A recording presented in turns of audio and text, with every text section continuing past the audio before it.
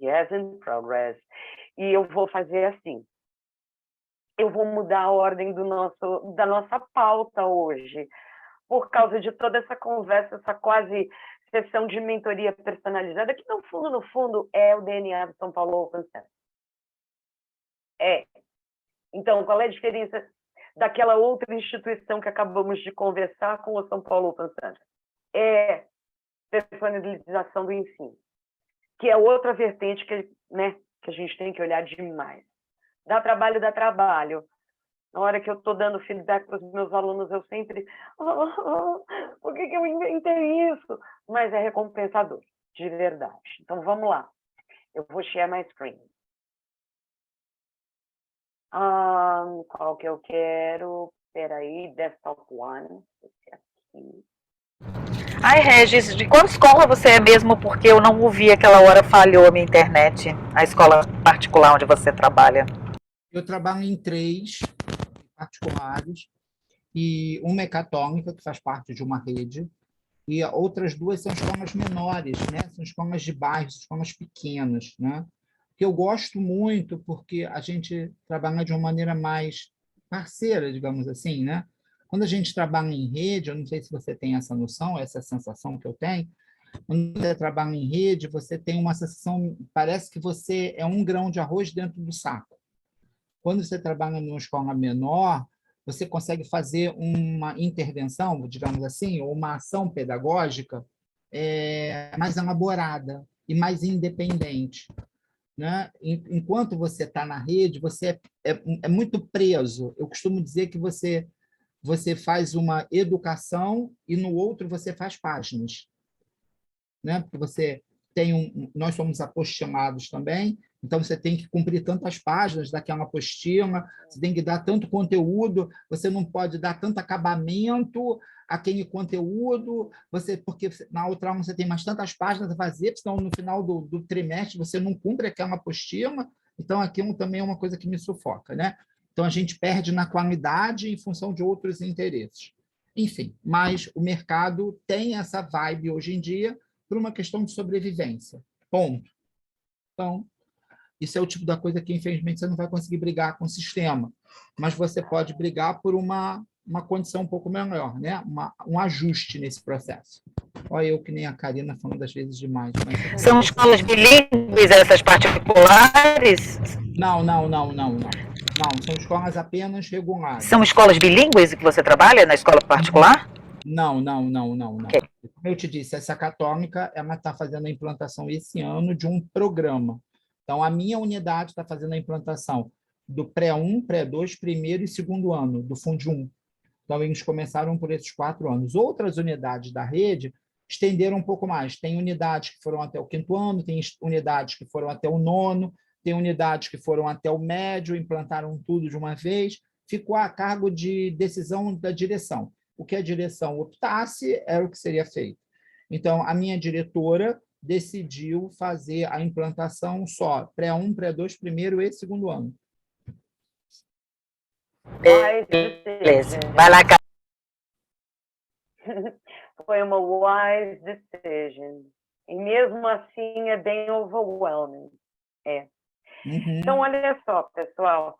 Esse aqui é o material que eu compartilhei com vocês e o que eu quero mostrar hoje é que o meu plano essa gravação que a gente tem feita, quando eu começo a compartilhar, eu começo a lag um pouco, sorry, por isso que eu já deixei as coisas meio abertas aqui.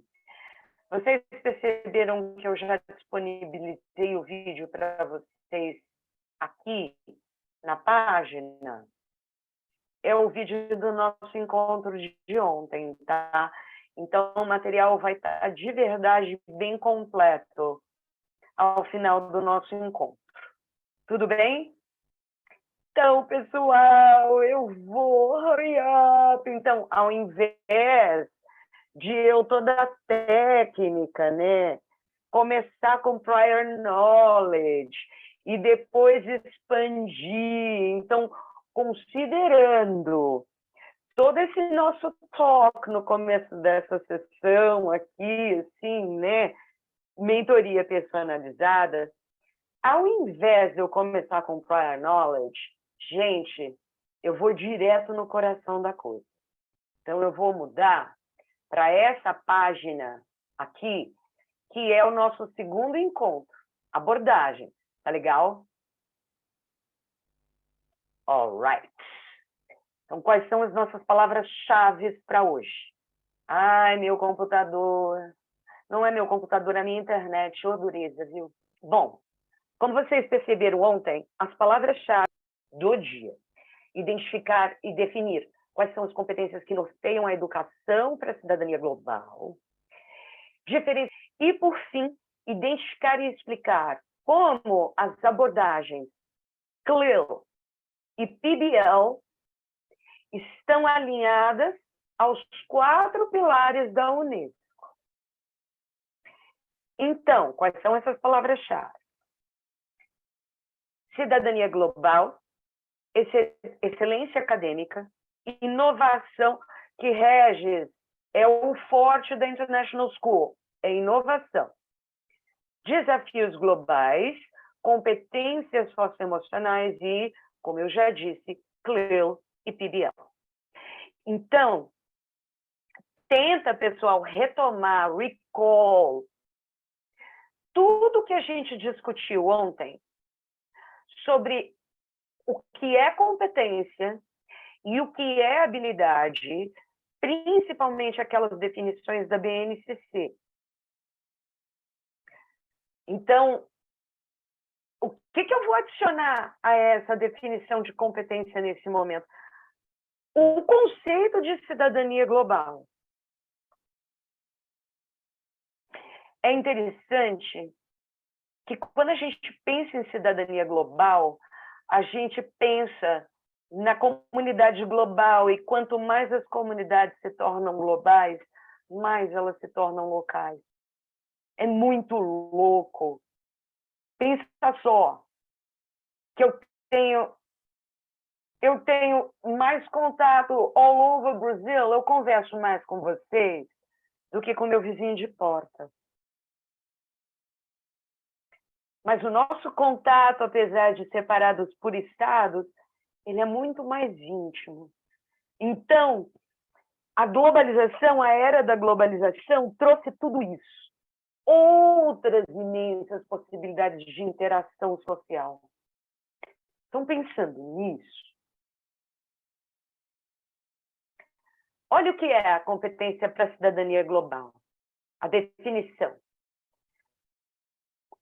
As competências para a cidadania global são um conjunto de competências que preparam os alunos para a vida acadêmica, para a vida profissional, para a vida pessoal e para a vida em comunidade.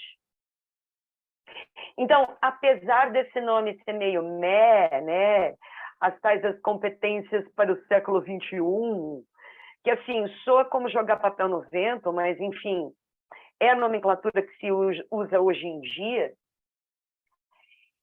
ele se refere a um conjunto de conhecimentos, habilidades, atitudes e competências que preparam os alunos para essa vida de um futuro que a gente não inteiramente conhece.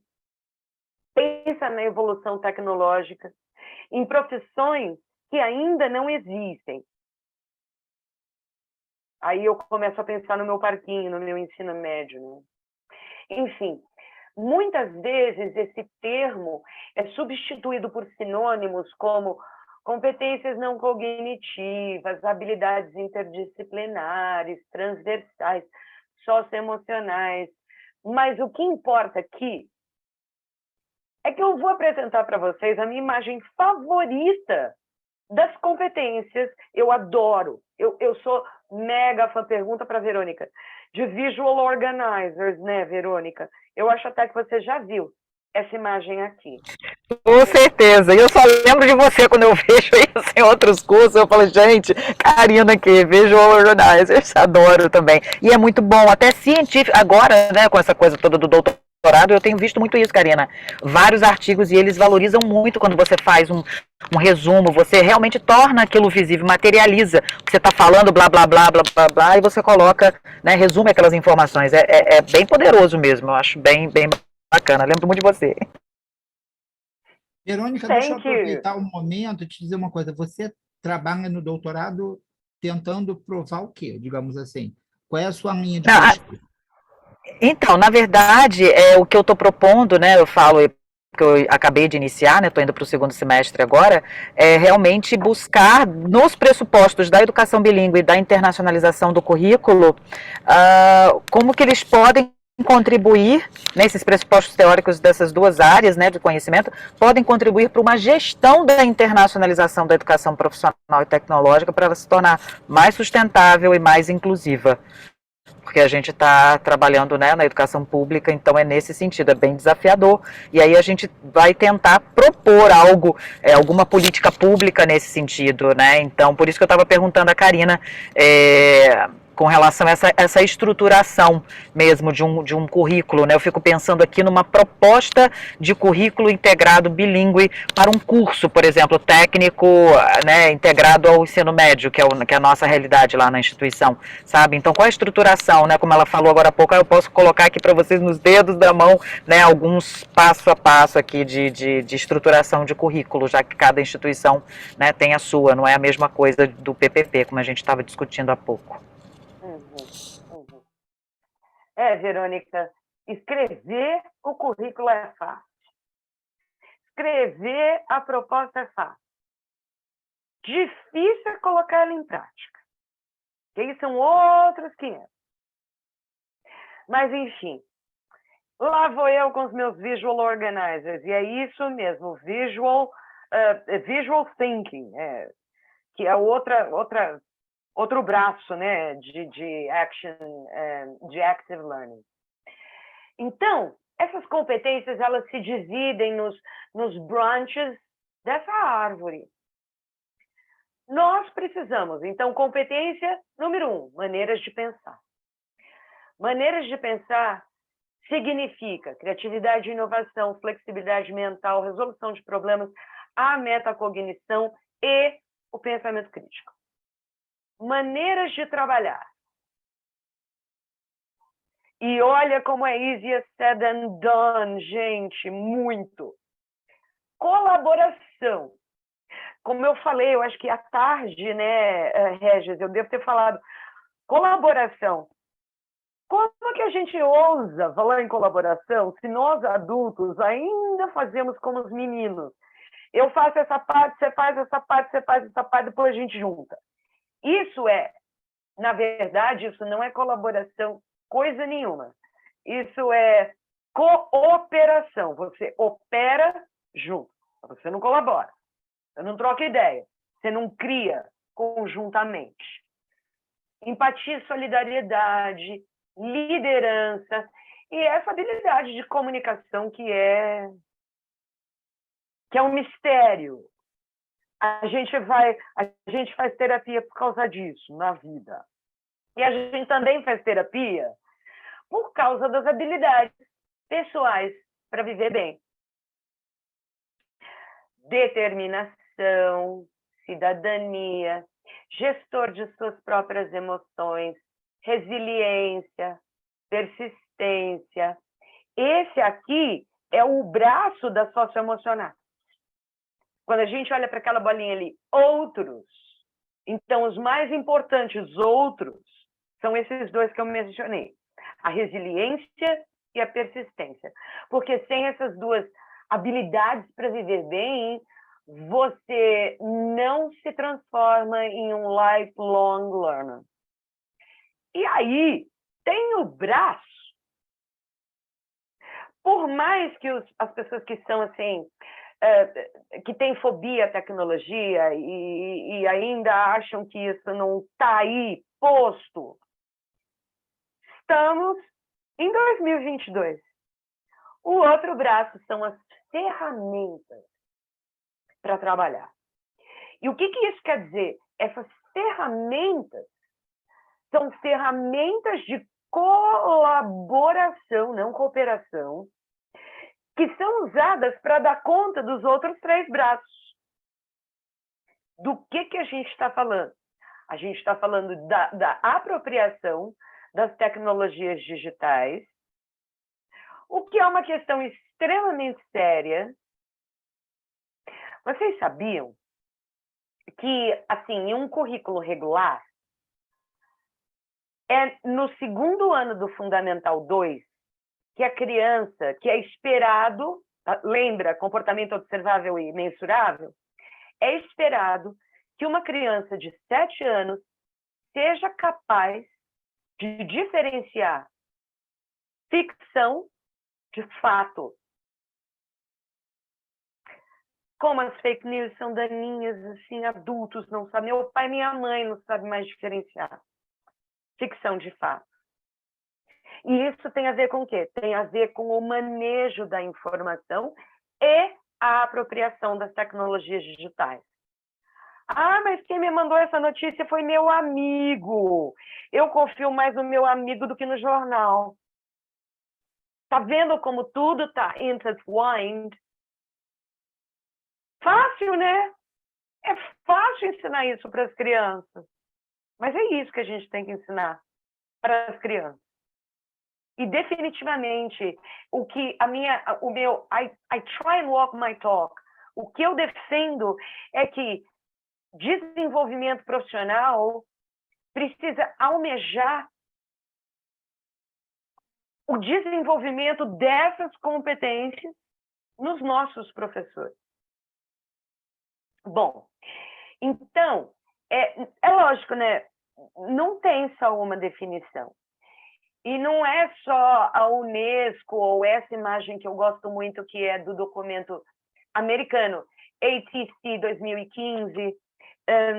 Então, por exemplo, a gente tem a OCDE, né? Desenvolvimento Econômico. Eles adotam, dá uma olhada no site deles, eles adotam uma outra nomenclatura. Então, várias outras instituições internacionais que caminham meio que lado a lado com a Unesco, elas têm uma série de outros pontos de vista. Olha só, perseverança, autocontrole, entusiasmo para atingir objetivos, cordialidade, respeito e cuidado, calma, otimismo e confiança. Olha como entra forte as competências para viver bem. Ou as so-called competências socioemocionais.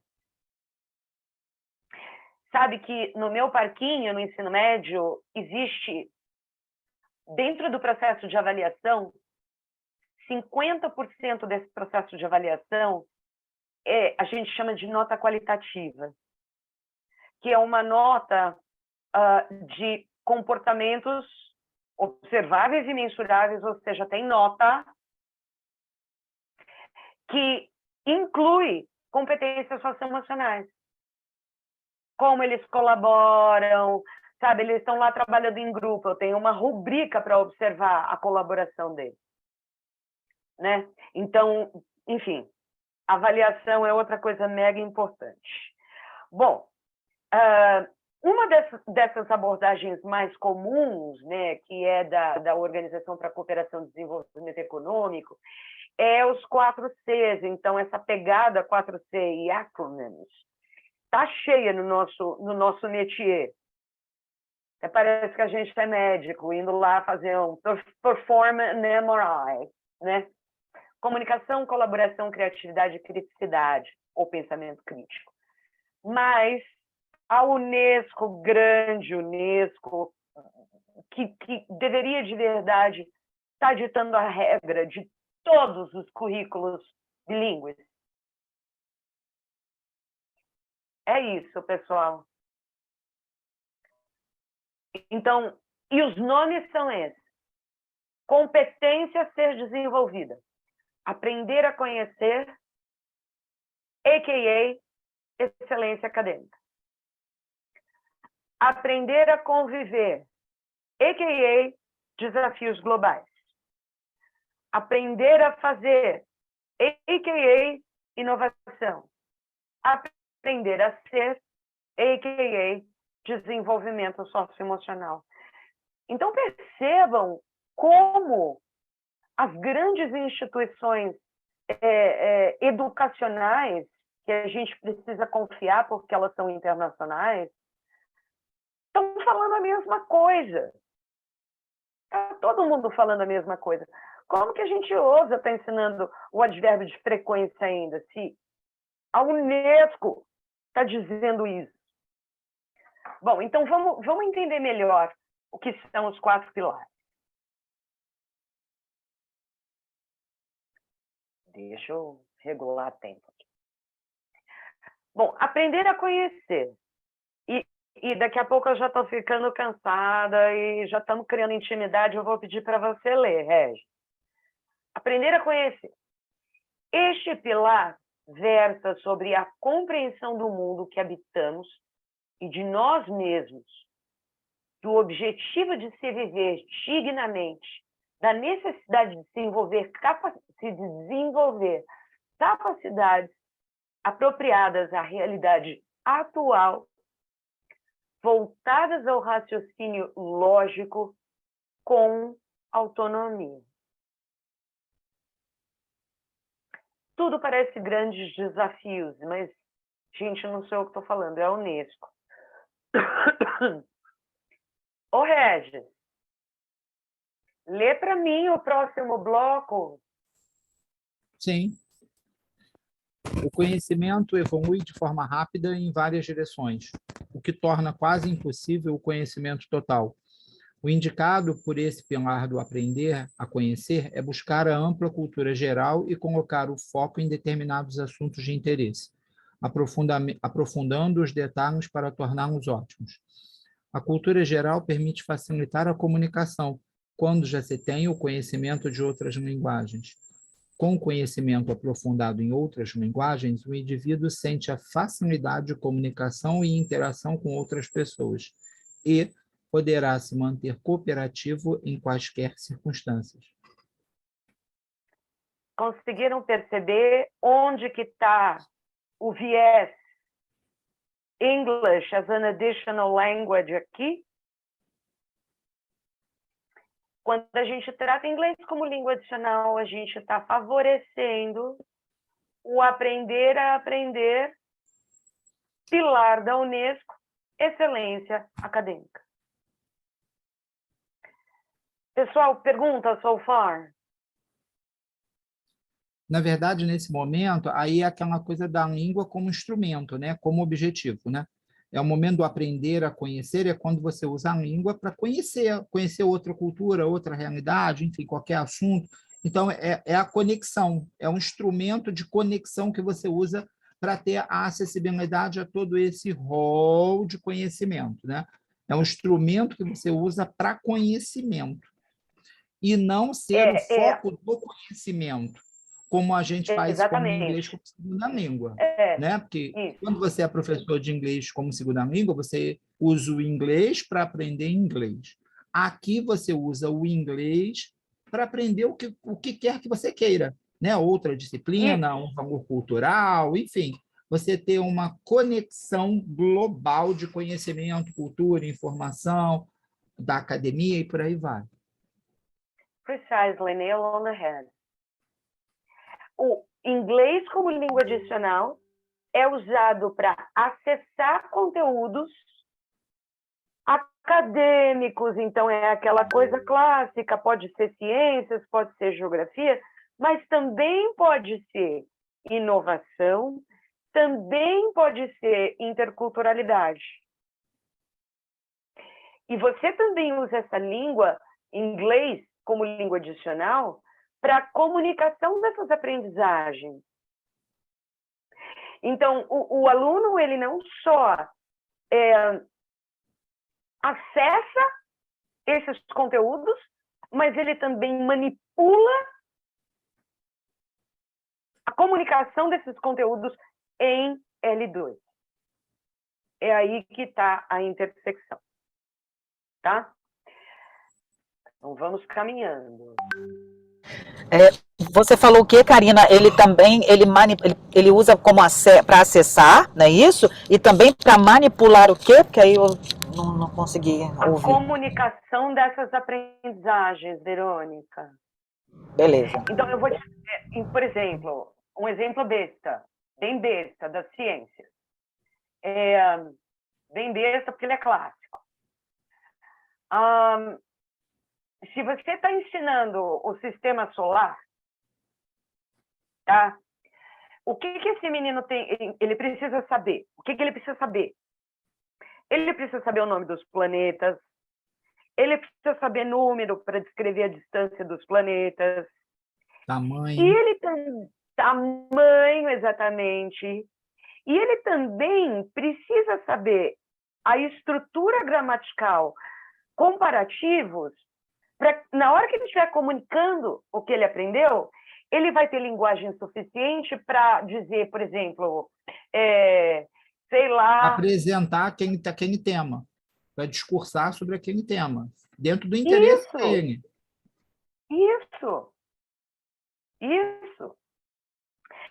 Dentro do interesse dele, mais ou menos, Regis.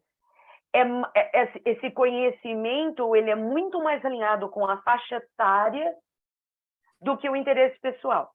E é aí que mora... Quando eu quis dizer dentro do interesse dele, eu quis dizer assim, se ele for fazer uma apresentação, se ele for falar sobre, se ele for comparar, se ele for descrever, dentro daquilo que ele quiser falar, discursar, entendeu? É óbvio que isso vai ter um nivelamento dentro da faixa etária dele, né? Você não dá para comparar uma pessoa de ensino médio com um aluno do terceiro ano falando sobre sistema solar. A abordagem dessa temática vai ter uma superficialidade ou uma profundidade diferente. Até em função do desenvolvimento mental e linguístico. E é interessante que, tocando nesse assunto, um dos icing on the cake da educação bilíngue, que é diferente do que é feito em ESL, é que a gente olha para gêneros textuais. Então, dentro desse exemplo, por exemplo, a criança do terceiro ano do Fundi 1, ela aprende a escrever, por exemplo, um relatório científico, que é um gênero textual. No mundo ESL, lembra, o que a gente faz é 3 coisas. Narrativa, argumentação, dissertação. Pronto, acabou. E a gente tem feito isso ad nauseam. E vamos combinar, na pandemia, quando eles precisaram escrever e-mail, vocês perceberam que tudo que a gente ensinou não deu certo? Então, por essa linha que eu vou. Sabe, se o ESL tivesse funcionando, a gente teria outra estatística e outra evidência, comportamentos observáveis e mensuráveis, ali no fim da linha. Para que a gente fica ensinando o menino?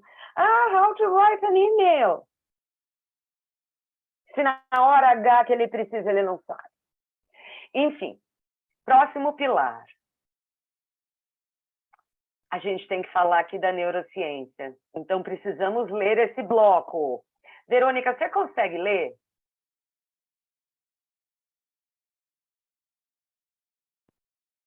E... Verônica... Consigo. É esse que começa aqui, o aprender a... Oi. Isso. Mas, Verônica, acho que você tá quebrando, porque você está em movimento. Oi. A internet está falhando. Então, Oi, vou pedir tá me ouvindo? Regis ler esse pedaço. A internet está total falhando. Não tem problema, okay. Não. Ó, o aprender a aprender compõe-se de todo o necessário do aprender a conhecer e requisita a constante atualização em exercitar a memória e o pensamento, além de prestar atenção às coisas e às pessoas.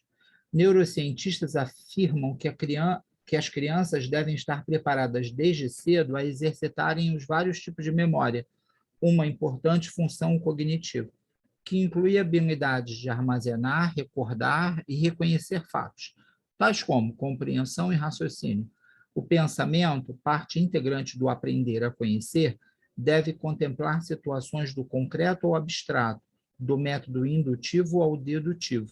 Aprender a conhecer deve fazer parte do desenvolvimento humano ao longo de sua existência e se tornará um aprendizado eficaz ao conseguir produzir nas pessoas o impulso e as bases das suas atividades. E eu acho importante a gente ler esse bloco, porque tem assim um misunderstanding muito sério. Muita gente fala sobre excelência acadêmica, mas excelência acadêmica é conhecida como nota alta. Tirei nota alta na prova, é excelência acadêmica, não é isso? Não é isso.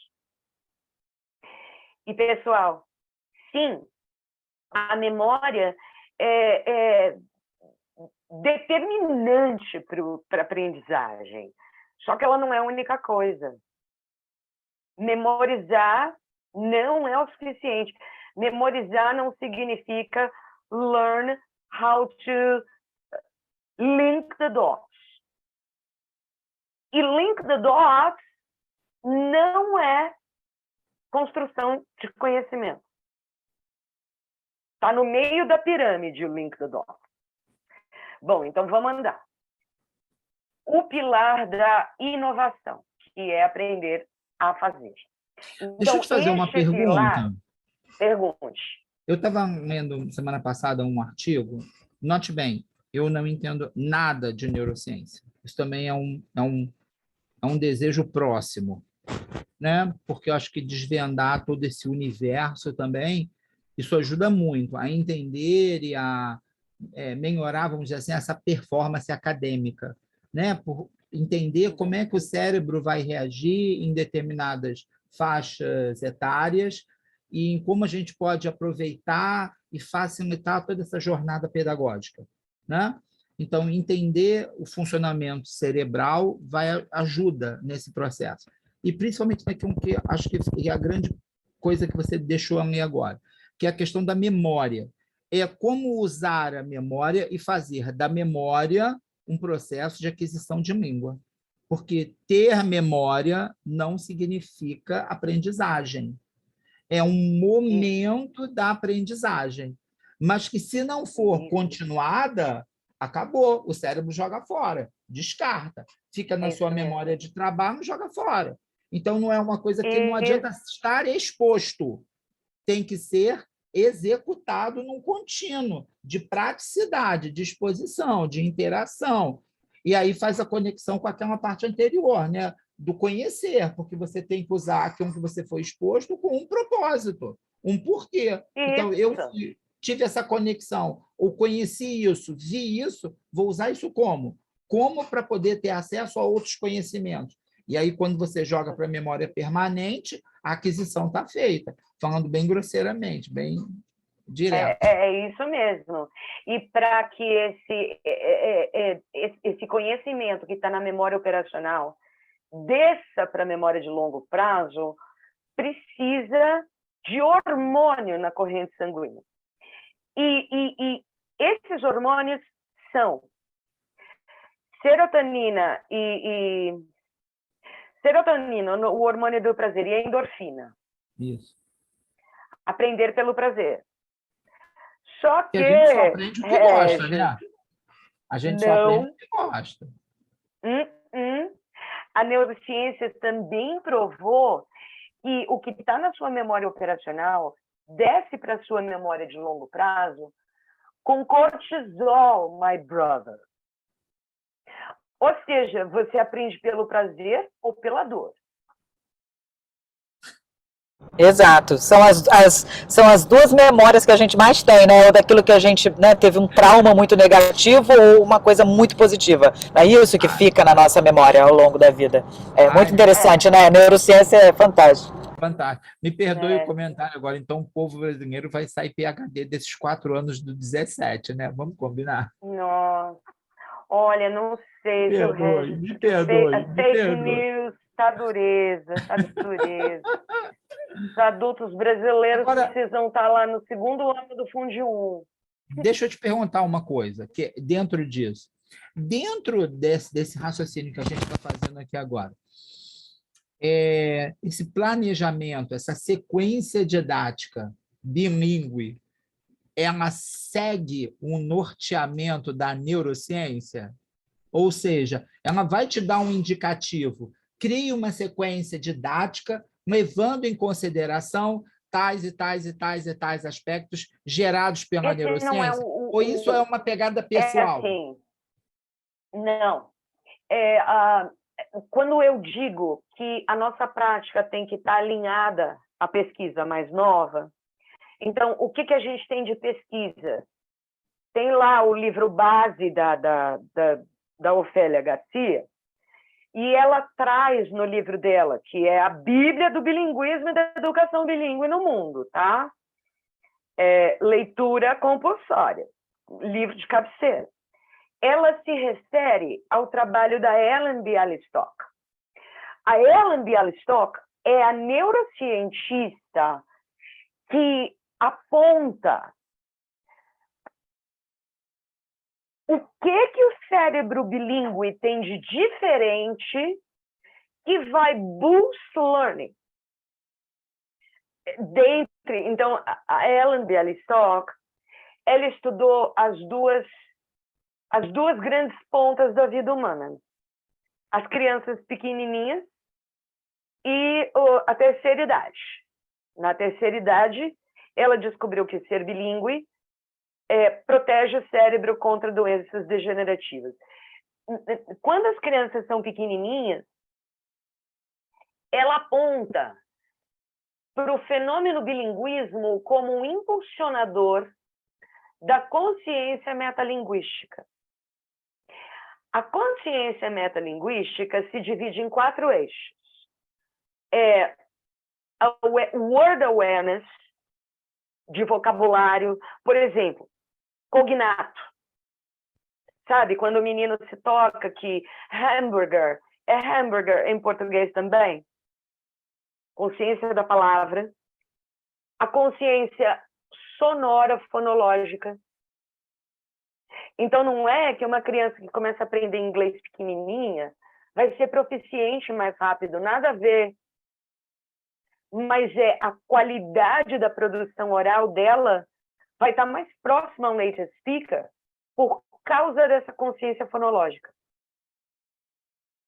Então, a vantagem é essa, é a qualidade da língua produzida lá na frente. Aí tem a consciência morfológica. Até porque ele não tem nada impresso, né? Anteriormente, em termos linguísticos, né? Então, eu vou falar uma coisa aqui que eu não sei se estou falando uma besteira. Mas, por exemplo, quando temos o bebê lá, e o bebê ele não tem nenhuma aquisição de língua feita, quando ele é exposto às duas, é muito mais fácil. Porque ele está zerado de todo um padrão já constituído. Então, ele faz a aquisição daqueles 2 padrões que ele está sendo exposto. Ponto. Na medida que ele já tem um consolidado e anos depois ele tenta juntar o outro, ele já está todo formatado, programado para um sistema linguístico. E aí fazer a aquisição de dois, naturalmente, é mais difícil. Plasticidade cerebral. Exatamente. É a plasticidade cerebral, e é aí que entra a neurociência. Né? Então, os 4 eixos, né? A consciência da palavra, a consciência fonológica, a consciência morfológica, word formation. O que é um substantivo, o que é um adjetivo, o que é um verbo, o que é um advérbio, e a consciência sintática. E é isso que é a cerejinha do bolo do Kappa Model, que é o desenvolvimento da consciência metalinguística. Então, a gente vai falar disso um pouquinho mais para frente, tá? Isso está, sim, entrelaçado ao pilar da Unesco, excelência acadêmica. Porque acessar e comunicar aprendizagens em L2, está olhando para a qualidade da educação. Tudo bem? Segundo pilar da Unesco, inovação. Essa definição de inovação, aprender a fazer, é quase que a definição de habilidade da BNCC. Pensa só. Então, esse pilar aponta para a necessidade de multiletrar o estudante a partir da cultura científica, com acesso à tecnologia atualizada, agregadas capacidades de inovação e criação do contexto local.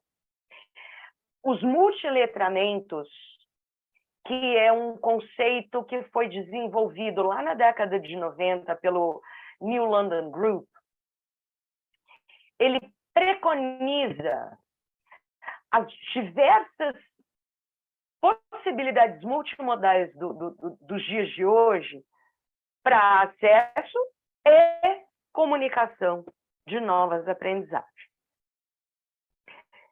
Regis, vai lá. Então, hoje, enquanto a Verônica está aí, in the car, the wheels on the bus go round and round. Tá vendo?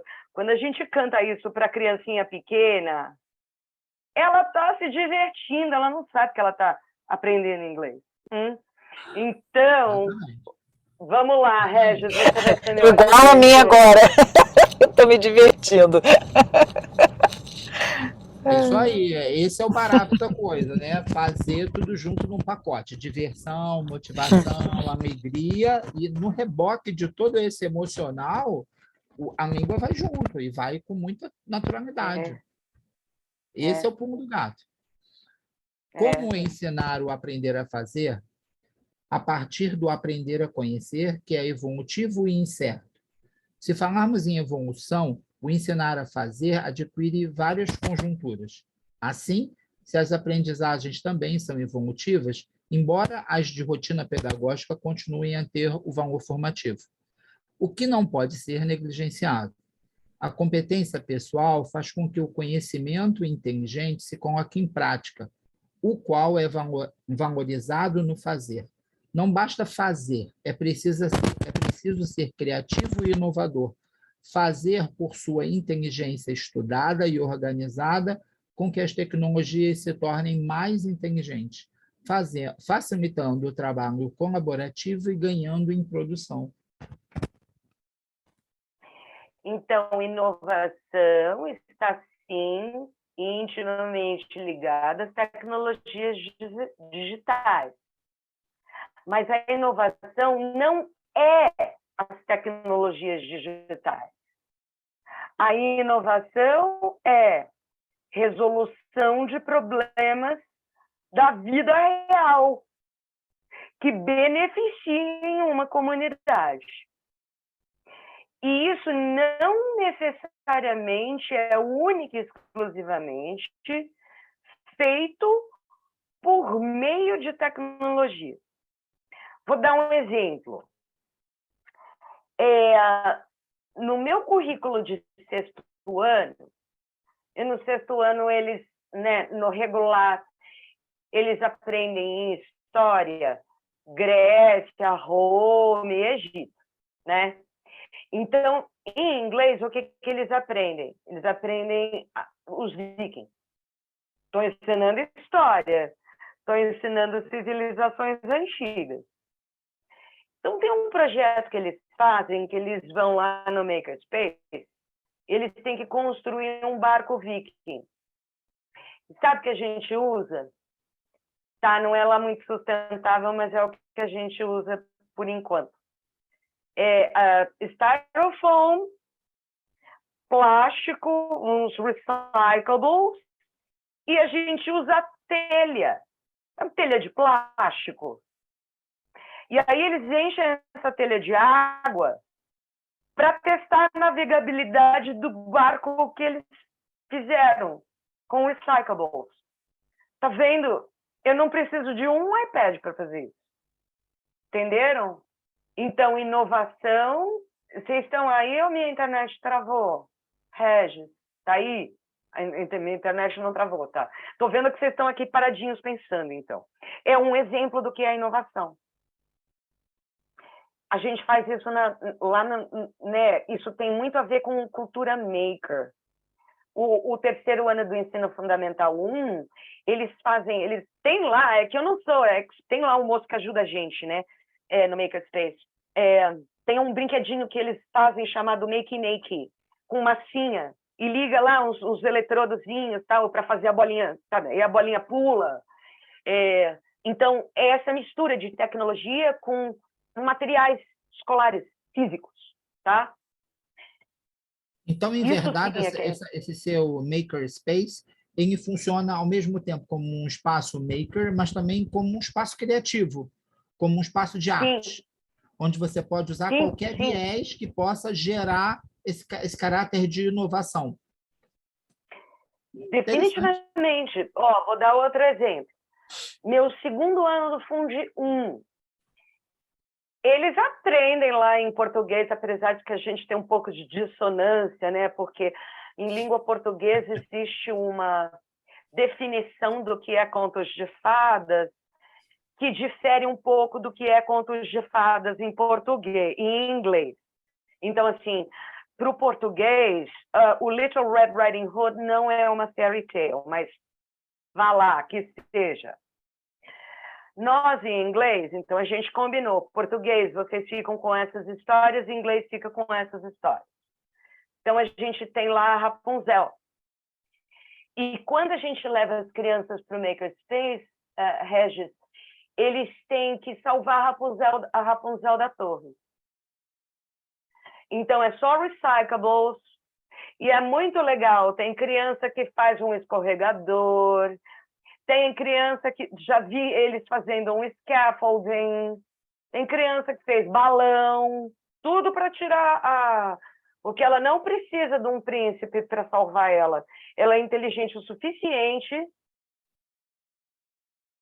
para achar uma solução criativa para o problema que ela tem. Era isso que eu ia falar agora, era isso que eu ia perguntar, né? Porque ao mesmo tempo que você faz essa concatenação de arte e cultura maker, você agrega isso a um porquê, a um problema. Não é a arte pela arte, não é o desenvolver artístico, não é desenvolver apenas uma competência para vamos fazer um barco para aprender a fazer o barco. Não é o barco pelo barco, é o barco com uma utilidade para o barco, de qualquer viés, seja na construção, seja o propósito de navegar, seja o processo de fazer uma inovação numa estrutura de um meio de transporte, o que quer que seja. Ou vamos fazer o que com esse barco?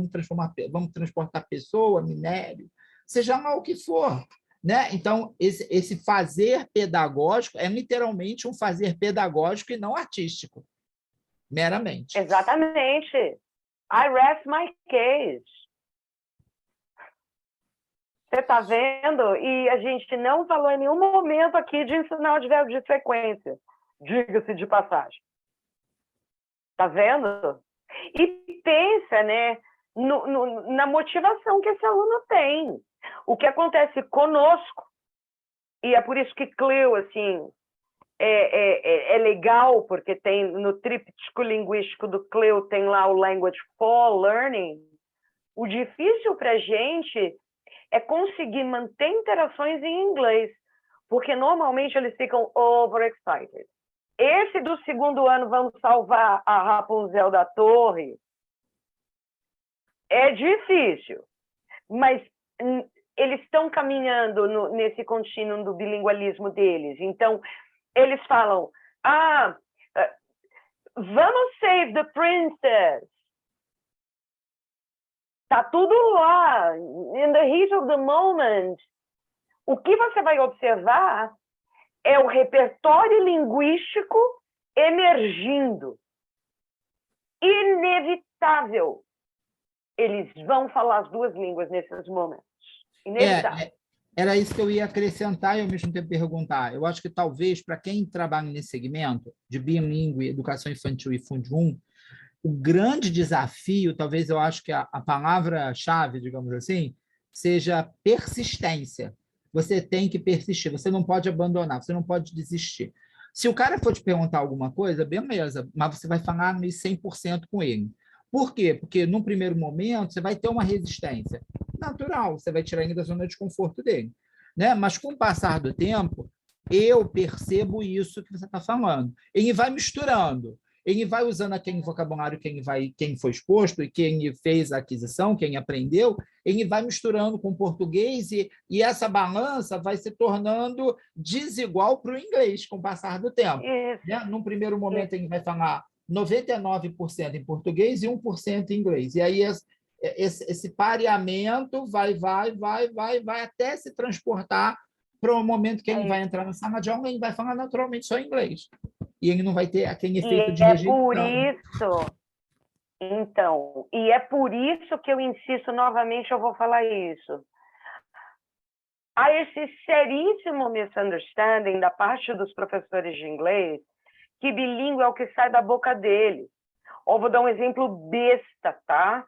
Como que um professor de inglês aceita a seguinte utterance do seu aluno? Teacher, posso ir no banheiro? Isso não dá para aceitar. Entendeu? Se o menino está perguntando essa pergunta para esse professor em português, esse professor não está fazendo o trabalho dele.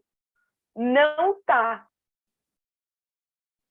Porque, de novo, precisamos garantir a integridade da língua que a gente ensina.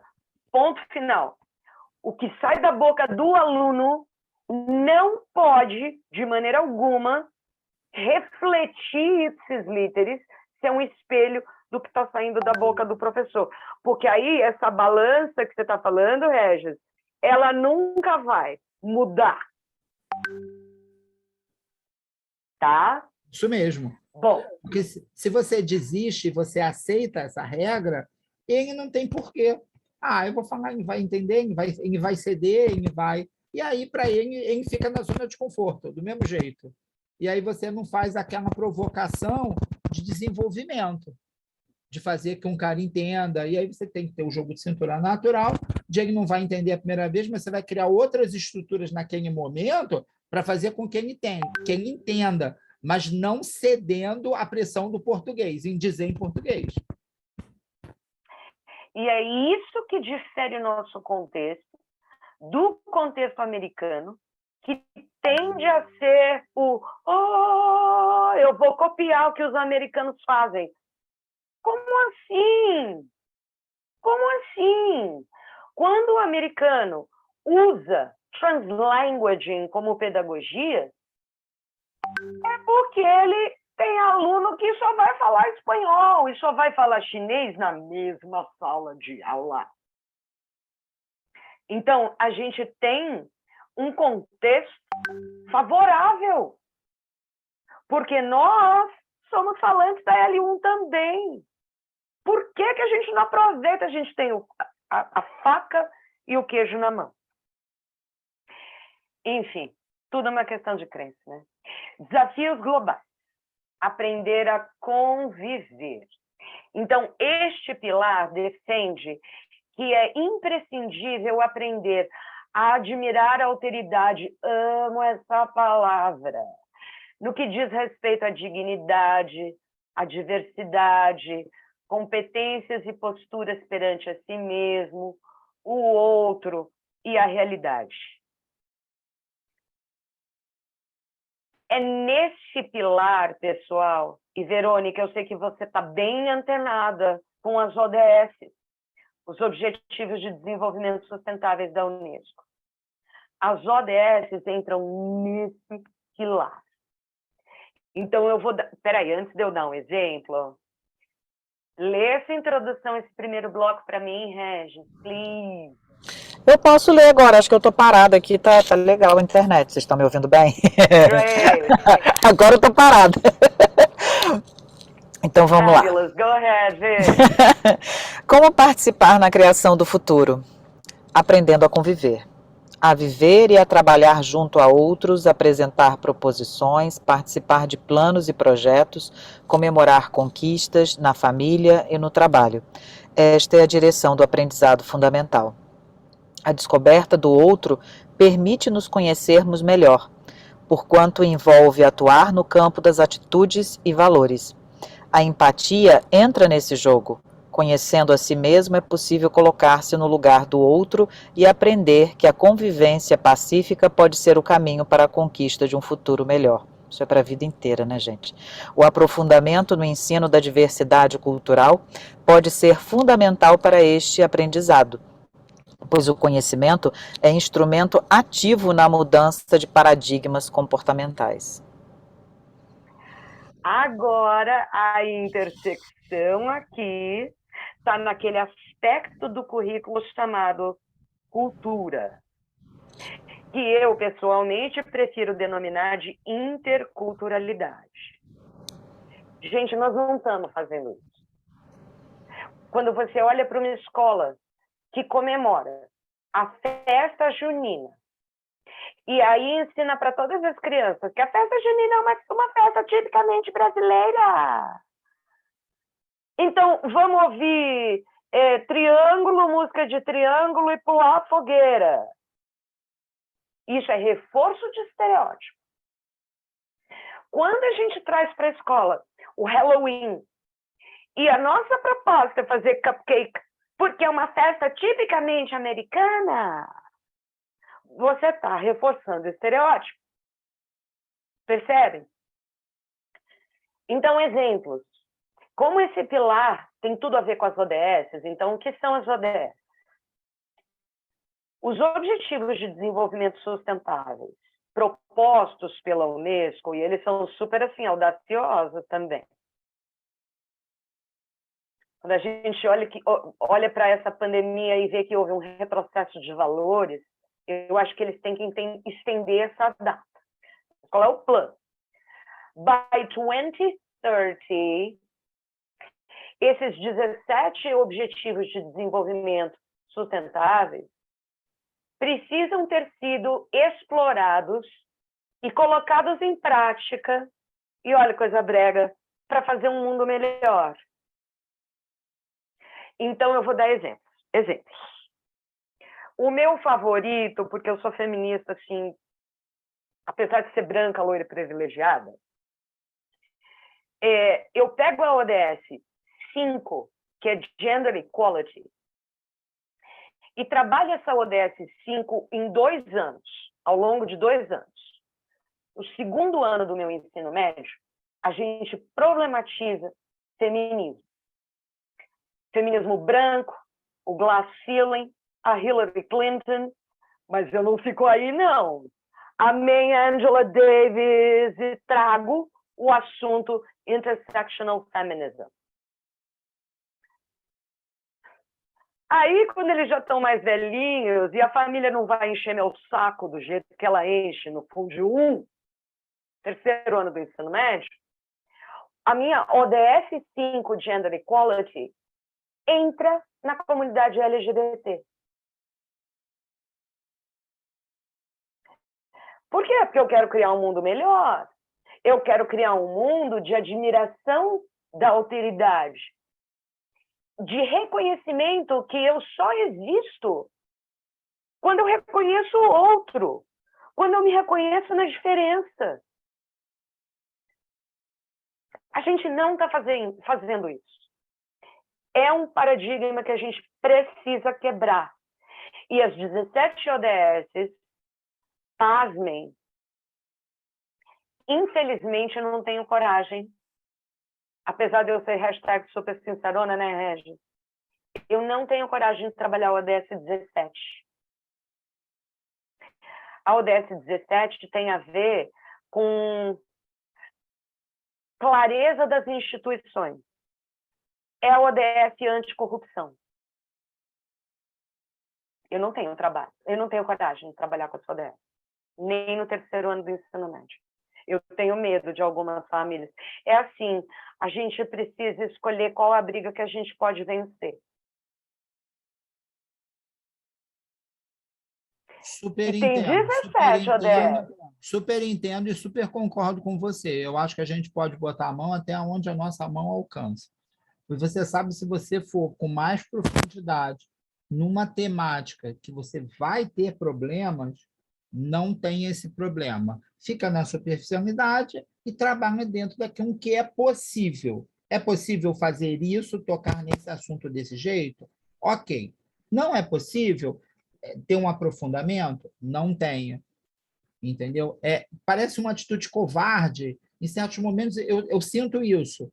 Mas assim, mas não é. Eu tenho que fazer até aquilo que eu posso, né? Eu também não vou chegar e comprar uma briga, digamos assim, de entrar nisso com uma profundidade e ter um maior problema, porque eu vou ter um problema particular em decorrência disso também. Então, isso é uma coisa complicada. Você tem que ter clareza, qual é a escola que eu trabalho, sabe? Olha, eu vou dar um outro exemplo. No meu primeiro ano, quando eu trabalho a ODS, se não me engano, é o ODS 10, eu não sei decor. Quando eu falo de racismo, que é no primeiro ano do ensino médio, no meio da pandemia, eu tive um aluno que me atacou. Eu dei uma atividade, fazia parte da minha sequência didática, que era assistir um vídeo e justificar, olha o verbo que eu escolhi, justificar por que racismo reverso não existe. Eu não fiz, olha, o meu verbo de comando não era discuta. Qual a sua opinião? Expresse a sua visão sobre. O meu verbo era justifique. Regis do céu. O menino me atacou. O menino, e era aula online, a gente estava aqui o auge da pandemia, ele me mandou uma mensagem: Teacher, I think you are indoctrinating your students. In perfect English, by the way. E aí eu provoquei a turma, joguei o negócio para a turma. Olha, mas pegou fogo aqui nesse computador. Sabe o que aconteceu com o menino? In the end, ele saiu da escola. Portanto, não por isso, tá? É óbvio que era um menino, porque não aparece um problema só em uma disciplina. É quando você sabe que você está fazendo a coisa certa. O problema aparece em todas as disciplinas. Na verdade, a escola o convidou a se retirar. Tá vendo só? Enfim, tem alguns momentos que nos surpreendem, que é aquele momento, uou! Essa eu não esperava. Eu posso te dar um exemplo pessoal? Eu vou te dar, vou te dar um exemplo que eu faço isso. Eu digo isso. Eu tenho 1,85 m, mas eu sou gordinho, eu sou grande, né? Eu sou uma pessoa grande, sou um homem grande.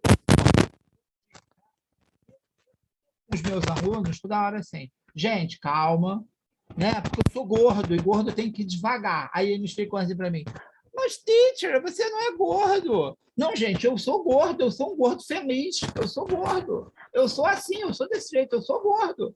Meu abdômen é redondo, ele não é quadradinho, ele é redondo. Eu uso uma outra forma geométrica. Eu sou gordo. E eles ficam: não, mas você não é gordo, você não é gordo. Eu sou gordo.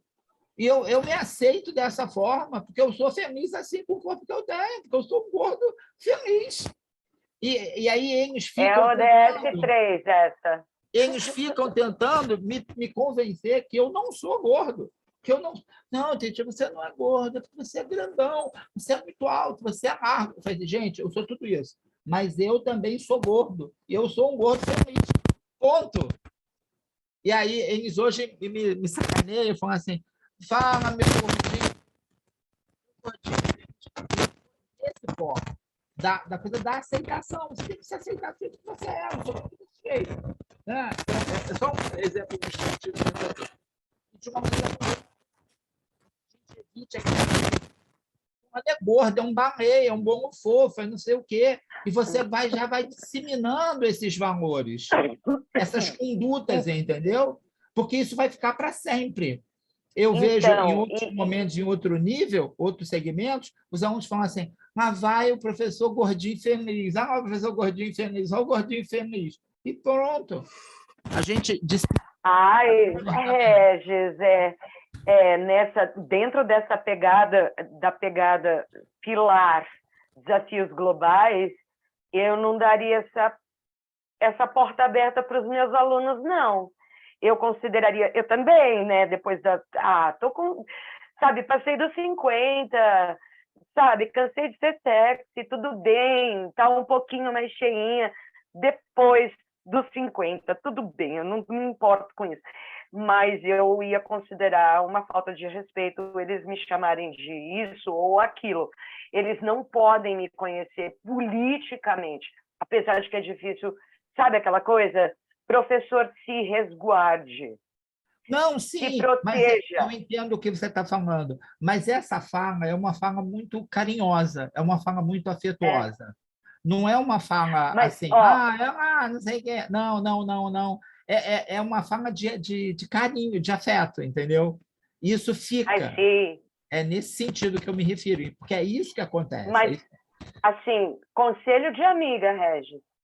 A gente nunca sabe quem é o menino que está sentado lá na cadeira da nossa sala de aula. Eu Exatamente. fui professora da Richthofen, sabe? Você nunca sabe quem aquela criatura é. Então, se resguarde. É aquela coisa, não se exponha demais. E isso é conselho de amiga, mas assim, isso não está escrito em nenhum livro teórico recente. É mais um conselho de amiga, porque isso tem tudo a ver com esse eixo aqui. Porque o conceito de respeito é um desafio global. Há imensas convenções do que essa palavra quer dizer, entendeu? Eu vou dar uma aceleradinha, pessoal, para que a gente consiga falar do último pilar, competências socioemocionais. Então, o que a Unesco diz é que aprender a ser deve preparar o indivíduo ao longo da vida para desenvolver o aprender a conhecer, o aprender a fazer e o aprender a conviver. On top of that, o aprender a ser, no sentido literal da palavra ser, quem eu sou como pessoa, quais são os meus valores de vida, qual é o meu motto, para que eu existo, projeto de vida.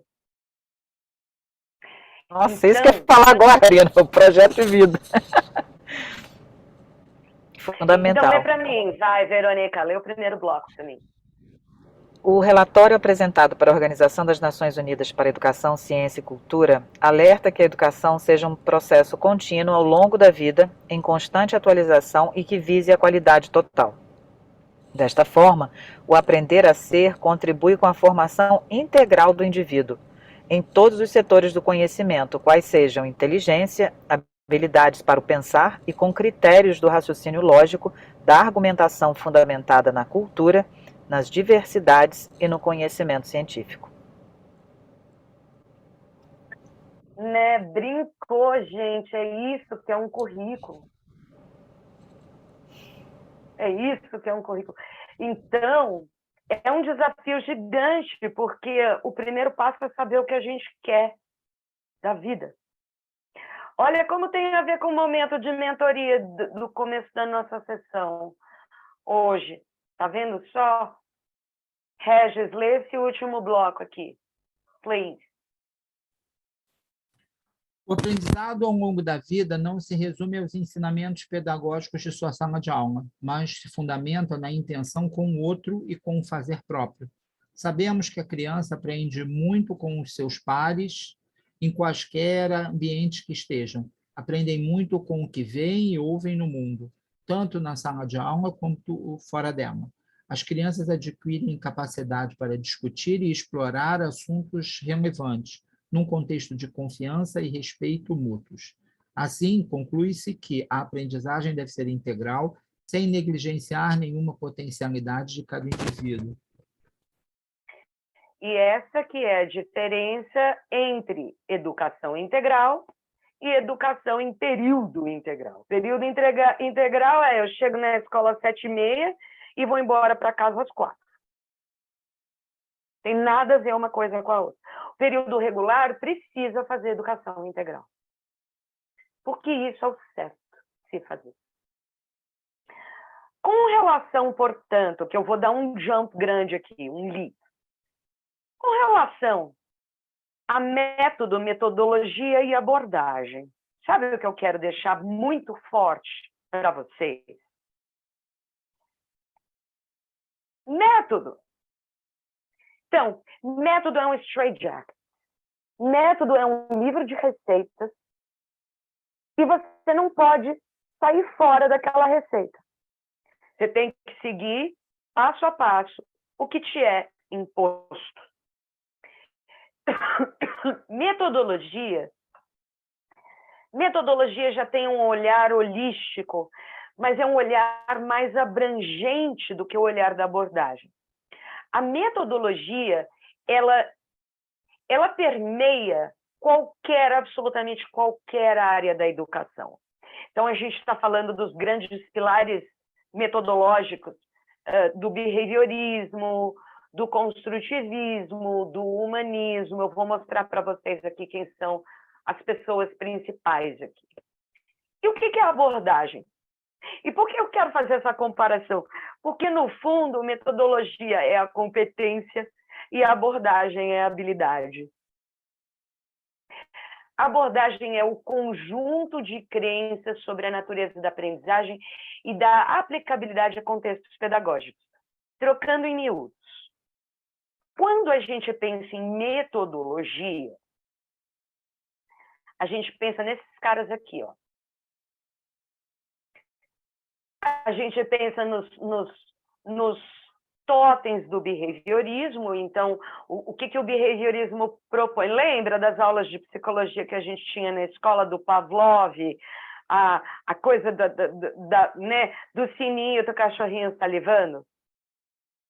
É essa área da psicologia. Na verdade, os vieses metodológicos, eles advêm da psicologia.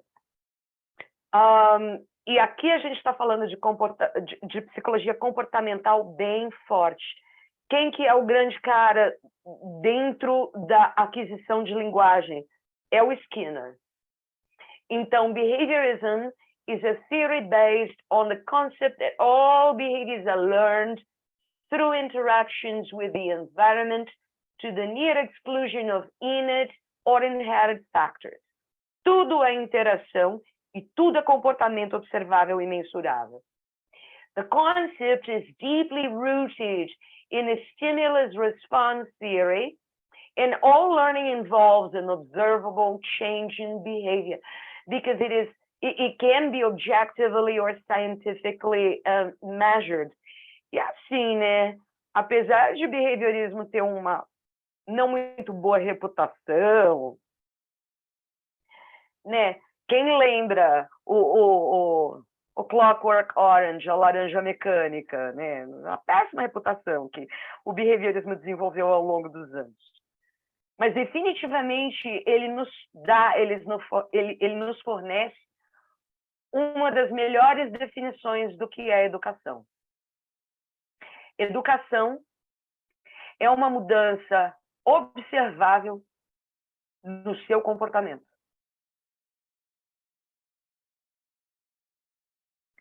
Aí tem os humanistas. Olha o Paulo Freire aí, Regis, que a gente estava conversando.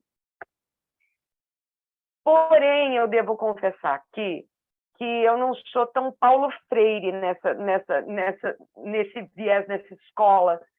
Eu sou mais Maslow. Sorry. A vida me fez assim. Eu estudei mais o Maslow do que o Paulo Freire. Então, o que o humanismo propõe? Humanism is a theory based on the concept that the development of a whole person is considered more important than any specific subject matter. The theory emphasizes the autonomy of students and the need for them to be empowered and have greater control over their learning process. É muito o que o Paulo Freire advoga. E, ó, tempo verbal presente, assim. Apesar dele já ter passed away, né? Construtivismo. Pois é. Sabe que CLIL e PBL conversam muito intimamente com o construtivismo. Eu já havia mencionado o Piaget. Piaget era biólogo e ele estava interessado como o cérebro maturava. Falei do Vygotsky, que estava lá meio que preso na Rússia, apesar de eles estarem os dois praticamente escrevendo a mesma coisa. O Jerome Bruner, ele é o cara que dá base para experiential learning é do David Kolb. Na verdade, o Bruner, ele é muito usado em currículos de ciências por causa do processo de investigação científica. Então, o que é construtivismo? It is a theory based on the concept that students construct their own unique meanings or understanding of experiences. They learn by making links with existing learning. Olha o conhecimento prévio aí. At the heart of this theory are the conceptions of active learning and reflection. Pilares para a gente que trabalha com Cambridge International. Deixa eu confessar, o construtivismo ele é mais forte do que o humanismo aqui na nossa área de EAL. Por fim, o cognitivismo. Bloom! Assim, a gente tem que fazer assim. Tá vendo? Olha que bonitinho, foi ele que escreveu a taxonomia.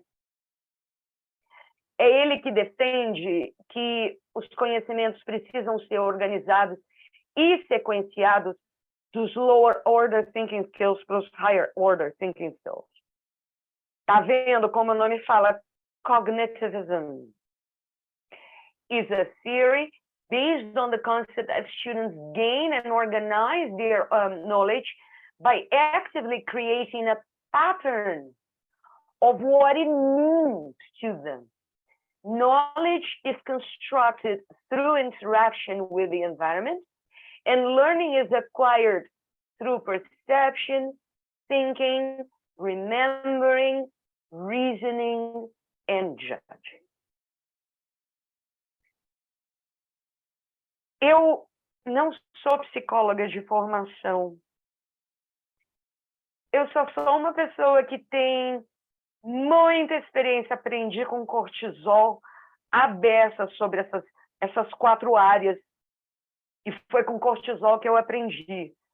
A minha diretora, ela é uma psicóloga behaviorista daquelas assim, hardcore rock and roll. A gente era tudo ratinho de experiência para ela. E eu aprendi imensamente. O que eu quero concluir com isso? Que é muito pena que para a gente aprender isso tudo, em todas as suas potencialidades, não adianta estudar letras.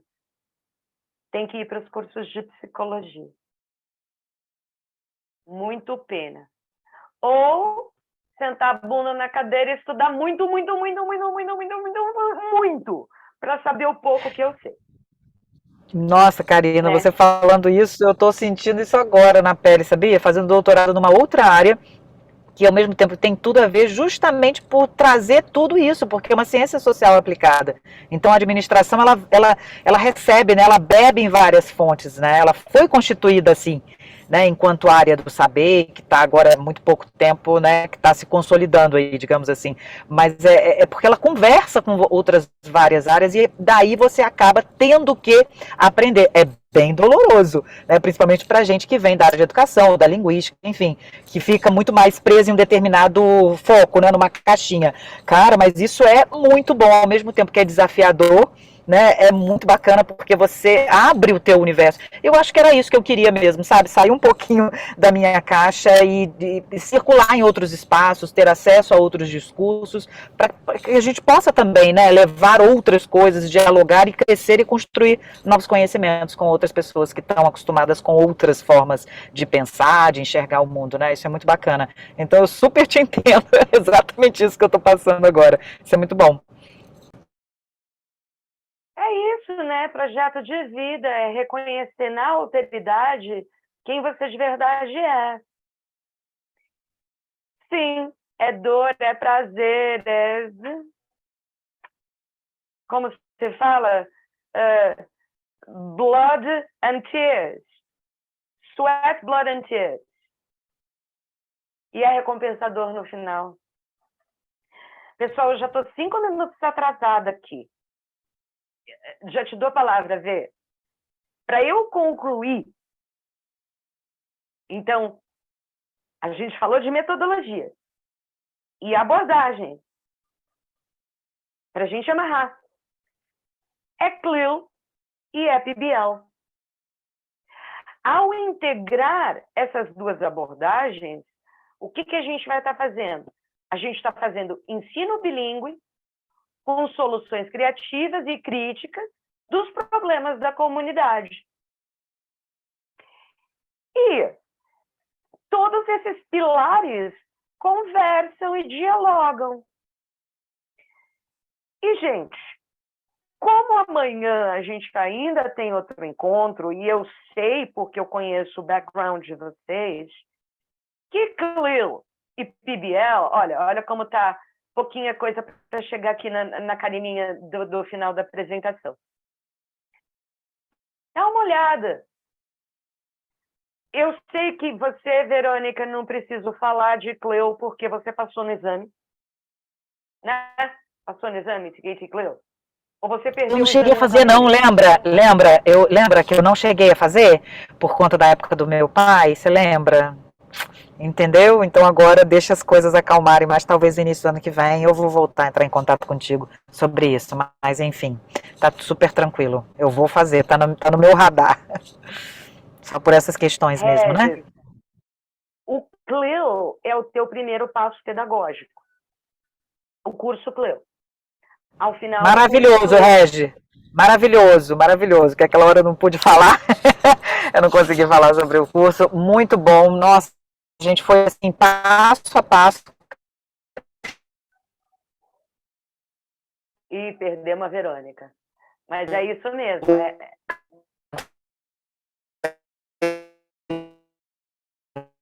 Vê, você tá robotics, Vê. Muito a pena fazer, Regis. Ó, você precisa repetir, porque você bugou, como dizem os alunos, para gente aqui. E agora travou. Eu acho que ela tá robotics, Podemos falar um pouquinho mais sobre ele depois Voltei, no eu acho. tete-a-tete. Bugou total, Vê. Mas é ótimo, Regis. Vale muito a pena fazer. Não, obrigado. Vou fazer sim. Estava no meu objetivo, assim, nos meus objetivos, nessa trajetória. Assim. Então, pessoal, deixa eu parar de share aqui. E é assim, eu vou... stop recording.